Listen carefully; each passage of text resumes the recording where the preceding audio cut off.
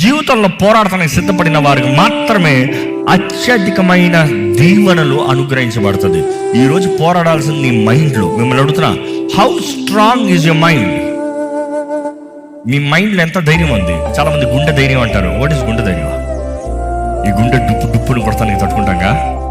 No, again it's talking about the psyche. మన మైండ్లో how strong. కొంతమంది చూడండి స్టబర్న్, యారగెంట్, కానీ కొంతమంది చూడండి టూ సాఫ్ట్, పిరికోళ్ళు. బట్ దెన్ మన జీవితంలో మనం కలిగి ఉండాల్సిన యాటిట్యూడ్, నన్ను ప్రేమిస్తున్న యేసు ఉన్నాడు, ఆయనను బట్టి నేను అత్యధికమైన విజయం కలిగిన వాడిగా ఉంటాను. బైబిల్ చూసినప్పుడు అండి, ఇక్కడ చాలా స్పష్టంగా రాయబడుతుంది బైబిల్లో, మన సర్వాంగ కవచంలో నీతి అనే కవచం. నీతి అనే కవచం ఏంటంటే, మొదటి తెస్సలోనికి రాసిన పత్రిక 5:8 చూస్తాము, ప్రేమ విశ్వాసము. ప్రేమ విశ్వాసము. అదే సమయంలో ఇక్కడ చూస్తే రక్షణ నిరీక్షణ.